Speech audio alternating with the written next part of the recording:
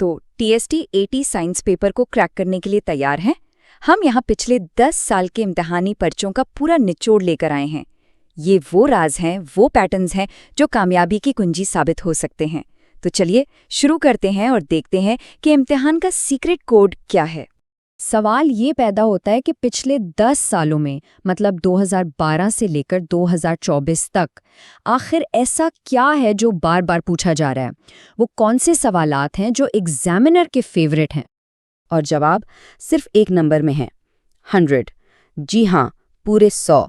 हमने 100 ऐसे सबसे अहम सवालात और कॉन्सेप्ट्स निकाले हैं जो बार बार साल दर साल दोहराए गए हैं।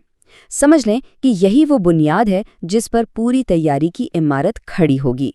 तो सबसे पहले बात करते हैं बायोलॉजी की, यानी हयात के बुनियादी अज्जा की। हम बिल्कुल बेसिक से शुरू करेंगे, यानी जिंदगी की सबसे छोटी इकाई से। और क्यों? क्योंकि यहाँ से सवाल लाजमी आता है। अच्छा, तो ये रहा एक क्लासिक सवाल। ये तो तकरीबन हर दूसरे पेपर में नज़र आ ही जाता है। सवाल है, सेल यानी खुलिये का पावर हाउस किसे कहते हैं? और इसका जवाब है माइटोकॉन्ड्रिया। बिल्कुल, यही वो हिस्सा है जो सेल के लिए सारी की सारी एनर्जी, सारी तवानाई बनाता है। और इसकी अहमियत का अंदाज़ा इस बात से लगाएं कि ये सवाल 2012, 2016 और 2022 तीनों सालों में पूछा गया है। तो ये कितना ज़रूरी है, ये साफ ज़ाहिर है। चलें अब ज़रा तेज़ी से आगे बढ़ते हैं। एक और बहुत अहम सवाल, अगर माइटोकॉन्ड्रिया पावर हाउस है तो फिर सेल की प्रोटीन फैक्ट्री कौन है? जवाब है राइबोसोम्स। यही वो छोटी छोटी मशीनें हैं जो सेल के अंदर प्रोटीन बनाने का काम करती हैं। और ये कोई पुराना सवाल नहीं है, ये हाल ही में 2017 और 2024 के पेपर्स में भी आया है। मतलब ये आज भी इतना ही अहम टॉपिक है। अच्छा, अब आते हैं ब्लड ग्रुप्स पर। यह हमेशा से एक हॉट टॉपिक रहा है। इसमें दो चीज़ें हैं, यहाँ अक्सर कन्फ्यूजन होती है। एक है यूनिवर्सल डोनर, यानी वो जो अपना खून किसी को भी दे सकता है, वो है O नेगेटिव। और दूसरा है यूनिवर्सल रिसिपिएंट, जो किसी से भी खून ले सकता है, और वो है AB पॉजिटिव। इन दोनों का फ़र्क जहन में बिठा लेना बहुत ज़रूरी है। ठीक है, तो सेल्स की दुनिया से निकलकर अब हम थोड़ा बड़ा सोचते हैं। अब बात होगी पौधों की और हमारे आसपास की दुनिया, यानी हमारे माहौल की। ये हमारा दूसरा बड़ा और अहम सेक्शन है। पौधों में ट्रांसपोर्ट सिस्टम पर सवाल अक्सर बनता है। इसे समझने का एक आसान तरीका है। समझें, पौधे के अंदर दो तरह के पाइप हैं। एक है जाइलम, जिसका काम है जड़ों से पानी खींचकर ऊपर पत्तों तक पहुंचाना, और दूसरा है फ्लोएम, जो पत्तों में बने हुए खाने को पौधे के बाकी हिस्सों तक सप्लाई करता है। एक पानी का पाइप, दूसरा खाने का। बस इन दोनों का फर्क ही सबसे अहम।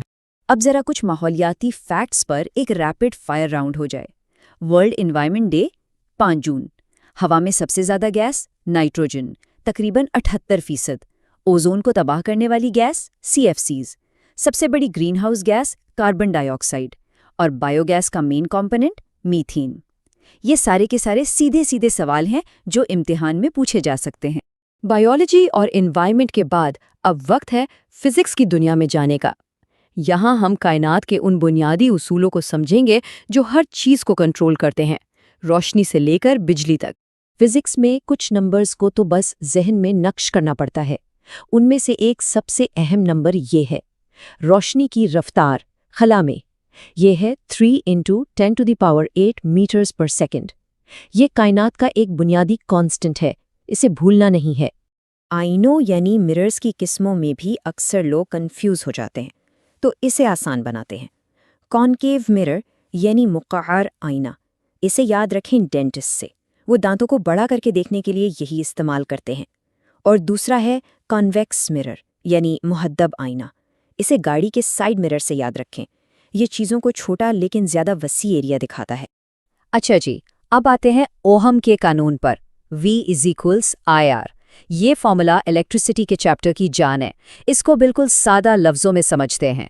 V है वोल्टेज यानी पोटेंशियल डिफरेंस, I है करंट यानी चार्ज का बहाव, और R है रेजिस्टेंस यानी करंट के रास्ते में रुकावट।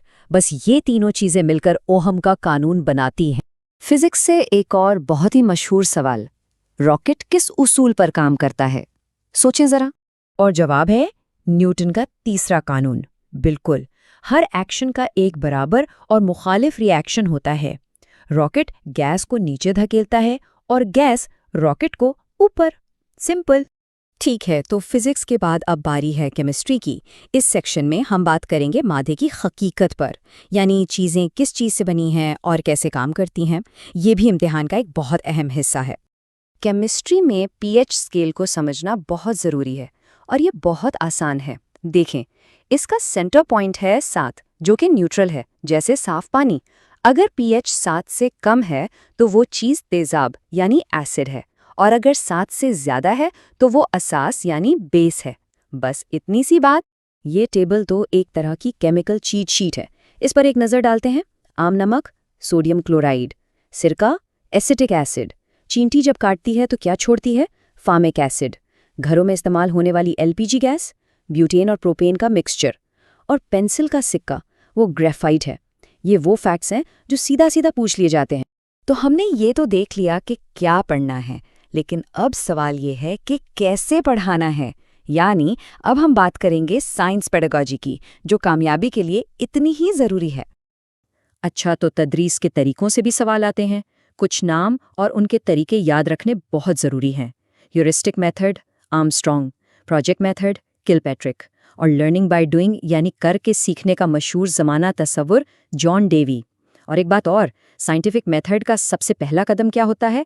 हमेशा मसले को पहचानना, यानी प्रॉब्लम आइडेंटिफिकेशन। तो ये था पिछली एक दहाई के साइंस के सवालात का पूरा खुलासा। पैटर्न अब बिल्कुल सामने है, एक रोड मैप मिल गया है। अब इस मालूमात को इस्तेमाल करके अपनी तैयारी को एक नई सिमत दी जा सकती है। कामयाबी अब पहले से कहीं ज़्यादा करीब है। सबके लिए बहुत बहुत नेक ख्वाहिशात।